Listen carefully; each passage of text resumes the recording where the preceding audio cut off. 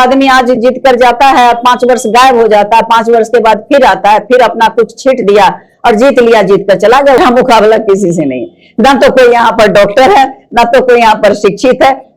खड़ा कर दीजिए ना मेरे सामने। उषा सिंह कंपटीशन को स्वीकार करती है। बहुत समस्या है, बहुत समस्या। क्या समस्या बताएं आपको। आज तक हमारे मतदाता जो कि धूप में जल के जाते हैं वोट देने के लिए, अक्सर इलेक्शन होता है गर्मी में, उनके घर में पानी नहीं है बेटा, पानी नहीं है। वो पानी लाने के लिए दूर दूर जाते हैं बाल्टी लेकर, या वो जो तसला होता है उसको लेकर, और कहीं से नाला से और कहीं से कुआं से या कहीं जाकर पानी लेकर आते हैं। कितनी बड़ी समस्या, जो मूलभूत चीज है पीने का पानी नहीं है। बिजली की जबरदस्त समस्या है। बिजली तो झारखंड में रहता ही नहीं है। चिकित्सा के लिए यहाँ यदि कोई बहुत सीरियस हो जाता है तो चाहे तो उसको किसी तरह से किसी का पैरवी करा के वो रिम्स में जाता है, पड़ा रहता है, फिर कोई नेता का पैरवी होता है तब उसका इलाज होता है। क्यों ऐसा हो रहा है? किसके पास थोड़ा बहुत पैसा है वो तो बाहर भेज के इंजीनियरिंग में लोग बच्चों को एडमिशन दिला देते हैं, जिसके पास नहीं है वो नहीं भेज पाते हैं। एक इंजीनियरिंग कॉलेज भी यहाँ होना चाहिए, जो जिसके लिए कि मैं करूंगी। उससे ज्यादा जरूरी है कि पॉलिटेक्निक कॉलेज सब, उससे ज्यादा जरूरी है स्किल डेवलपमेंट के लिए बहुत सारा चीज करना, उससे ज्यादा जरूरी है नर्सिंग स्कूल्स एंड कॉलेज खुलवाना, बीएड कॉलेज खुलवाना। गिरिडीह लोकसभा संसदीय क्षेत्र के इलाके में हूं मैं, और हमारे साथ गिरिडीह लोकसभा क्षेत्र के निर्दलीय उम्मीदवार डॉक्टर उषा सिंह है। पेशेवर डॉक्टर है और पिछले 40 वर्षों से यह डॉक्टरी के पेशे में है। लगातार सामाजिक कार्यों में भी सक्रिय तौर पर ये कार्य कर रही हैं। और गिरिडीह लोकसभा को हम लोग अमूमन यह जानते हैं या सुनते हैं या हम लोगों ने यह देखा है कि यह अब्रक और कोयले से भरा हुआ एक लोकसभा का क्षेत्र है। बावजूद इसके जिस तरह से इस लोकसभा के संसदीय क्षेत्र का विकास होना चाहिए था वो अब तक दिखाई नहीं देता है। और ऐसे यहाँ पर कई ऐसे संसाधन की भी व्यवस्था है जिससे एक हम कह सकते हैं कि इंडस्ट्रियल कॉरिडोर का भी यहाँ पर निर्माण किया जा सकता था, लेकिन अब तक ये तमाम चीजें नहीं हुई हैं। मैडम, सबसे पहले तो बहुत बहुत जोहार रहेगा आपका। आपको जोहार, पूरे झारखंड वासियों को, गिरिडीह वासियों को नमस्कार, जोहार, सत श्री अकाल, आदाब।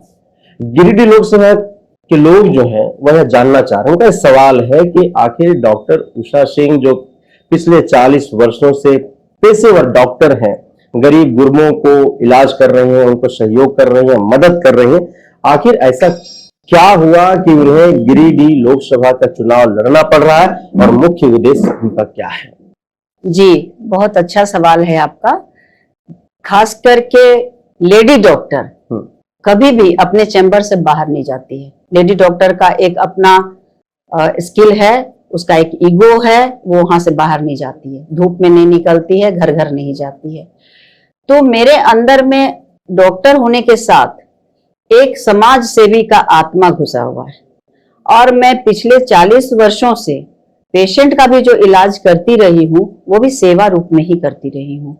मैंने इलाज करते वक्त लेडीज लोगों से हमेशा दर्द पूछा, उसका दुख पूछा, क्योंकि उनको पैसा देना पड़ता है इलाज कराने के लिए। तो मैं पूछती हूँ, जब रुपया 2 रुपया करके जोड़ के लोग निकालते हैं, तो मैं पूछती हूँ कि बहन, तुम्हारे पति क्या काम करते हैं? कुछ नहीं करते हैं मैडम, बेरोजगार हैं। कैसे घर चलता है? ऐसे ही चलता है, तनी मनी सब्जी उगा लेते हैं, उसी से चलता है। कुछ लोग ऐसे हैं जो कहते हैं कि, खास करके मुस्लिम लोग कहते हैं कि घर में आदमी तो है लेकिन बंबई चला गया है काम करने के लिए, कहीं और चला गया है काम करने के लिए, दर्जी का काम कर रहा है, घर में कोई नहीं है, हम तो अगल बगल के लोग को, पड़ोस को लेकर आए हैं, आप मेरी मदद करिए। ये समस्या 1-2 का नहीं है, लगभग सभी का है, क्योंकि मैं गरीब लोगों का ज्यादा इलाज करती हूँ। मैं समाज सेवी डॉक्टर हूँ। एक पेशेवर डॉक्टर होता है, मैं पेशेवर नहीं हूँ। आपने शब्द कहा पेशेवर, पेशेवर मतलब होता है प्रोफेशनल, उसको सिर्फ अपना फीस से मतलब होता है और अपना काम से मतलब होता है। मैं प्रोफेशनल नहीं हूँ, मैं समाज सेवी हूँ। मैं इस पेशे को भी समाज सेवा के रूप में रखा और सभी का दर्द देखा, जिसमें एक सबसे बड़ा दर्द और समस्या जो दिखा वो दिखा पलायन का, कि घर में बूढ़ी माँ बची हुई है, बहन बची हुई है, उसकी शादी होनी है, सब है, और लड़का लोग जो है बाहर कहीं मजदूरी के लिए या तो जा रहा है या तो कहीं कोई छोटा छोटा उद्योग में जाकर काम कर रहा है। तो इस तरह का समस्या मुझे लगातार दिखा, और उस समस्या को देखते हुए मेरे दिल में विचार आया, क्योंकि मैं समाज सेवी हूँ और मैं गांव गांव में भी जाकर बच्चों को पढ़ाती हूँ, जो बच्चे खास करके आदिवासी गाँव में मैं जाती हूँ। आदिवासियों के बच्चे पढ़ने में बहुत पिछड़ रहे हैं, क्योंकि गांव गांव में स्कूल नहीं है। तो मैं वहां पढ़ाने जाती हूँ, वहां पता चलता है कि उसका आदमी तो चेन्नई में काम कर रहा है कहीं पर, बच्चा लोग माँ के साथ है, माँ लोग कहीं मजदूरी करने महुआ चुनने चली गई है, अब बच्चा लोग का पढ़ाई नहीं हो रहा है। तो उन लोग के लिए मैं ट्यूशन लगवा के ऐसे करवा के, तो पलायन का समस्या जो मुझे दिख रहा है गिरिडीह लोकसभा में, वो सबसे बड़ा दिखा। समाज सेवी होने के नाते मैंने देखा है, मैंने किसी से सुना नहीं, मैंने देखा है आंखों से। तो मेरे दिल में आया कि मैं समाज सेवी हूँ, डॉक्टर हूँ, सब कुछ हूँ, लेकिन मेरा दायरा बहुत सीमित है। इतना सीमित दायरे में ठीक है, मैं हो सकता है एक गांव को गोद ले लूं, एक गांव को बढ़ा दूं, लेकिन पूरा गिरिडीह लोकसभा का समस्या का समाधान एक साधारण व्यक्ति से, एक साधारण डॉक्टर से नहीं हो सकता है। जब तक कि मेरे पास पावर ना रहे, मेरे पास ऐसा ना रहे कि हम रोजगार को सृजित करने का हमारे पास अधिकार रहे, तभी मैं कर सकती हूँ। ये सोचकर मैं इसमें आई हूँ। और लोकसभा, गिरिडीह का लोकसभा जो है, पूरे लोकसभा का पहले मैंने दौरा किया, 10-15 दिन लोगों का समस्या पूछा, उसके बाद मैं इलेक्शन में निर्दलीय खड़ी हुई हूँ, क्योंकि मुझे लगा कि कोई दल से टिकट लेना इतना आसान नहीं है और मैं 5 साल तक गिरिडीह को पिछाड़ कर नहीं रख सकती हूँ। मैं आई हूँ, 5 सालों में सुधारूंगी। मैडम, आपने शिक्षा का भी जिक्र किया, आपने बेरोजगारी की जिक्र किया, आपने पलायन का भी जिक्र किया।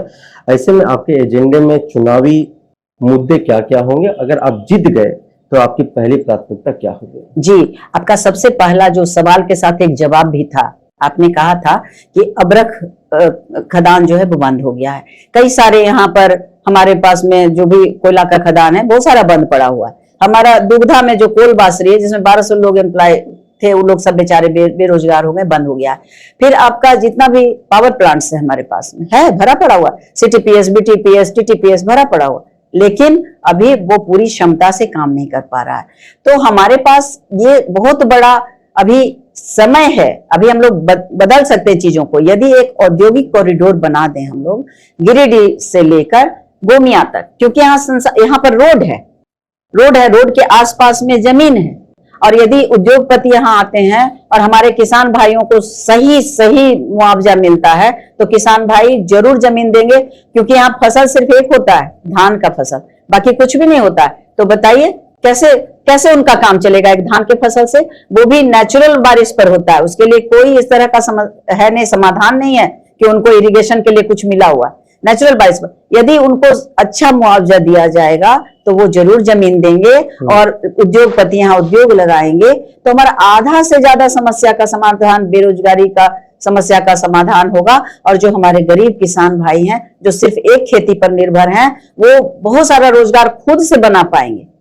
तो हमारे पास पूरा रोड मैप है। इतना ही नहीं है, इसके अलावा जो दूसरा बात जो आपने कहा कि चिकित्सा भी सुविधा यहाँ उपलब्ध नहीं, सच्चाई है।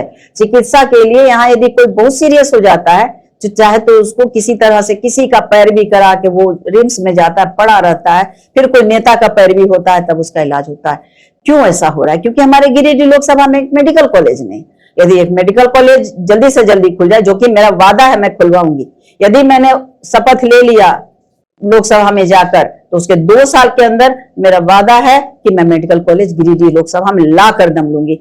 तीसरी बात है पढ़ाई की, शिक्षा की। जिसके पास थोड़ा बहुत पैसा है वो तो बाहर भेज के इंजीनियरिंग में लोग बच्चों को एडमिशन दिला देते हैं, जिसके पास नहीं है वो नहीं भेज पाते हैं। एक इंजीनियरिंग कॉलेज भी यहाँ होना चाहिए, जिसके लिए कि मैं करूंगी। उससे ज्यादा जरूरी है कि पॉलिटेक्निक कॉलेज सब, उससे ज्यादा जरूरी है स्किल डेवलपमेंट के लिए बहुत सारा चीज करना, उससे ज्यादा जरूरी है नर्सिंग स्कूल्स एंड कॉलेज खुलवाना, BEd कॉलेज खुलवाना। तो शिक्षा का भी पूरा रोड मैप मेरे पास है, और यदि मेरे जैसा व्यक्ति आता है चुन के, तो शिक्षा में भी सर्वोपरि हो जाएगा गिरिडीह। लगातार गिरिडीह लोकसभा संसदीय क्षेत्र का आप दौरा कर रहे हैं। 6 विधानसभा है, 18 प्रखंड है, 350 से ज्यादा पंचायतें हैं। मतदाताओं का समस्या किस तरह से आप वहां पर देख रहे हैं, क्या देखने के लिए मिल रहा है, और उसका निदान कैसे करेंगे आप? बहुत समस्या है, बहुत समस्या। क्या समस्या बताएं आपको? आज तक हमारे मतदाता जो कि धूप में जल के जाते हैं वोट देने के लिए, अक्सर इलेक्शन होता है गर्मी में, उनके घर में पानी नहीं है बेटा, पानी नहीं है। वो पानी लाने के लिए दूर दूर जाते हैं बाल्टी लेकर, या वो जो तसला होता है उसको लेकर, और कहीं से नाला से और कहीं से कुआं से या कहीं जाकर पानी लेकर आते हैं। कितनी बड़ी समस्या है, जो मूलभूत चीज है पीने का पानी नहीं है। बिजली की जबरदस्त समस्या है, बिजली तो झारखंड में रहता ही नहीं है, जबकि अब जाकर बिहार देखिए 22 घंटा बिजली रहता है।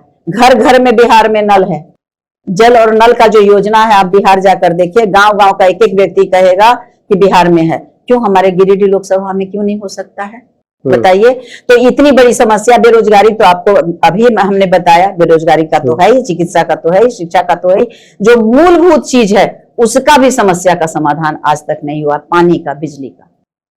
आजादी के 75 वर्ष बाद भी अगर पूर्णतः इस गिरिडीह लोकसभा का विकास नहीं हो पाया है, इसका कारण डॉक्टर उषा सिंह क्या मानती हैं? इसका कारण डॉक्टर उषा सिंह ये मानती हैं कि जितने शिक्षित समाज हैं वो सिर्फ चर्चा करते हैं कि ये नहीं हुआ, वो नहीं हुआ, वो नहीं हुआ, वो मैदान में कूदते नहीं है, वो समाज का काम करने नहीं आते। और यदि कोई शिक्षित व्यक्ति खड़ा होता है उनके तरफ से और काम करने आना चाहता है और वो चुन के जाना चाहता है, तो उसका सपोर्ट भी नहीं करते हैं, उसको सहयोग भी नहीं करते हैं। कैसे होगा? Without education nothing is possible in this India. 40 वर्ष से जी सामाजिक कार्यों में है जी, डॉक्टरी भी कर रही हैं, वहां पर भी आप लोगों का सेवा कर रही हैं जी, राजनीति में आई हैं, उसके बाद जी। राजनीति में कितना चुनौतियां जो है आपको मिल रही हैं, कितना चुनौतीपूर्ण है यहाँ पर? देखिए, मैंने कंपटीशन देकर मेडिकल कॉलेज में एडमिशन लिया है, कोई मैं ये भूसा बेचकर नहीं पढ़ाई पढ़ी हूँ। जब मैं कंपटीशन दे रही थी लाखों लोग उसमें अपेयर हुए थे, और हमारे ही कॉलेज से, विमेंस कॉलेज से कम 2000 लड़कियां रांची विमेंस कॉलेज से अपेयर हुई थी। उसमें अकेली डॉक्टर उषा सिंह चुन के मेडिकल में आई थी 74 में, उस समय की बात सोचिए। और आज तो बहुत आगे निकल चुकी है डॉक्टर उषा सिंह। मेरे पास चुनौती है, लेकिन कौन सशक्त व्यक्ति है वही चुनौती को पार करता है। क्योंकि मेरे हृदय से मैं काम कर रही हूँ ना, मैं अपने लिए तो आई नहीं हूँ, मुझे क्यों चुनौती लगेगा? चुनौती उसको लगता है जो आदमी आज जीत कर जाता है, 5 वर्ष गायब हो जाता है, 5 वर्ष के बाद फिर आता है, फिर अपना कुछ छीट दिया और जीत लिया, जीत कर चला गया, उसको चुनौती लगे ना, मुझे क्यों लगेगा? मैं तो काम करने आई हूँ और काम कर रही हूँ। उषा सिंह कंपटीशन को स्वीकार करती है, उससे डरती नहीं है। अपना मुकाबला डॉक्टर उषा सिंह गिरिडीह लोकसभा में किससे मानते हैं? किसी से नहीं, मैं सबसे ऊपर हूँ, मेरा मुकाबला किसी से नहीं। ना तो कोई यहाँ पर डॉक्टर है, ना तो कोई यहाँ पर शिक्षित है। खड़ा कर दीजिए ना मेरे सामने लोगों को, यदि उनका पद और ये जो अभी अधिकार में जो मिला हुआ है उनको, उस अधिकार से अलग खड़ा कर दीजिए ना। उनका क्या ये है और मेरा क्या है।